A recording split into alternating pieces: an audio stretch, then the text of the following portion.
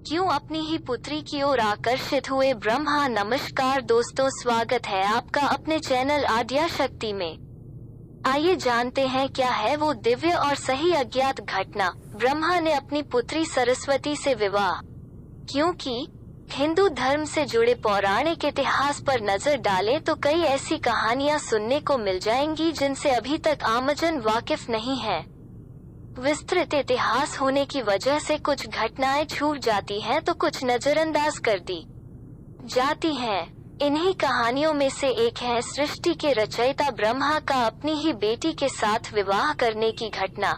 यह बात तो हम सभी जानते हैं कि त्रिदेव के हाथों में ही इस सृष्टि की बागडोर समाहित है। ब्रह्मा के पास सृष्टि की रचना का दायित्व है तो विष्णु के पास संरक्षण का। वहीं देवों के देव कहे जाने वाले महादेव शिव को विनाश का जिम्मा सौंपा गया है। इसी विनाश के बाद फिर से शुरू होता है सृजन का चक्र। मत्स्य पुराण के अनुसार ब्रह्मा के 5 सिर थे। कहा जाता है जब ब्रह्मा ने सृष्टि की रचना की तो वो इस समस्त ब्रह्मांड में अकेले थे। ऐसे में उन्होंने अपने मुख से सरस्वती, सांध्य, ब्राह्मी को उत्पन्न किया। ब्रह्मा अपनी ही बनाई हुई रचना सरस्वती के प्रति आकर्षित होने लगे और लगातार उन पर अपनी दृष्टि डाले रखते थे। ब्रह्मा की दृष्टि से बचने के लिए सरस्वती चारों दिशाओं में छिपती रहीं, लेकिन वो उनसे नहीं बच पाईं। इसलिए सरस्वती आकाश में जाकर छिप गईं, लेकिन अपने 5वें सिर से ब्रह्मा ने उन्हें आकाश में भी खोज निकाला और उनसे सृष्टि की रचना में सहयोग करने का निवेदन किया। सरस्वती से विवाह करने के पश्चात सर्वप्रथम मनु जन्म हुआ। ब्रह्मा और सरस्वती की यह संतान मनु को पृथ्वी पर जन्म लेने वाला पहला मानव कहा जाता है। इसके अलावा मनु को वेदों, सनातन धर्म और संस्कृत समेत समस्त भाषाओं का जनक भी कहा जाता है।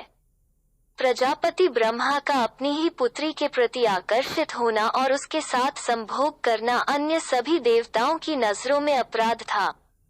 सभी ने मिलकर पापों का सर्वनाश करने वाले शिव से आग्रह किया कि ब्रह्मा ने अपनी पुत्री के लिए यौनाकांक्षाएं रखीं, जो कि एक बड़ा पाप है। ब्रह्मा को उनके किए का फल मिलना ही चाहिए। क्रोध में आकर शिव ने उनके 5वें सिर को उनके धड़ से अलग कर दिया था।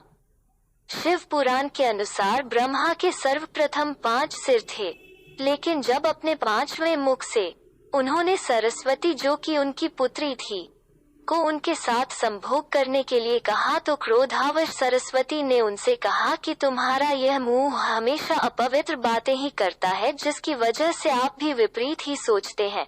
इसी घटना के बाद एक बार भगवान शिव अपनी अर्धांगिनी पार्वती को ढूंढते हुए ब्रह्मा के पास पहुंचे तो 5वें सिर को छोड़कर उनके अन्य सभी मुखों ने उनका अभिवादन किया, जबकि 5वें मुख ने अमंगल आवाजें निकालनी शुरू कर दी। इसी कारणवश क्रोध में आकर शिव ने ब्रह्मा के 5वें सिर को उनके धड़ से अलग कर दिया। अगर आपको हमारे वीडियो द्वारा दी गई जानकारी अच्छी लगे तो कृपया हमारे चैनल को सब्सक्राइब और इस वीडियो को लाइक करें। धन्यवाद।